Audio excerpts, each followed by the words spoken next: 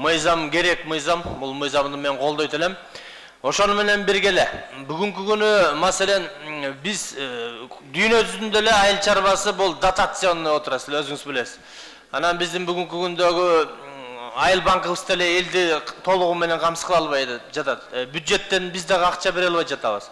Ушу банктарга уруксат берип, алар ушу жерди иштеткенге бир жол ачып бергенибиз туура негизи. Мен берейин деген 2 суроом бар, 17-ci статья боюнча, анан кийин 27-ci статья боюнча. 17-ci статьяда жанагы чек арада жайгашкан жерлер боюнча. Мына ошолор сатылбаш керек да, мына бизде Өзбекстан менен, Тажикстан менен болгон жерлерде аябай чыр жерлери бар. Ошолорду такыр сатканга биз уруксат бербешибиз керек да. Булар сатып алат дагы кийин Өзбекстандын, Тажикстандын менчиги болуп кетет.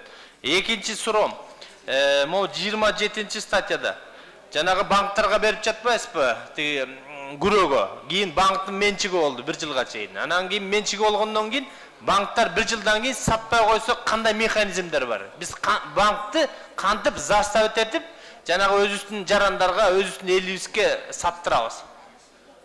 Ушул 2 суроого жооп берсеңиздер, ушул 2 суроо аябай орчундуу маселе да. А так негизинен бул мыйзамды колдойбуз.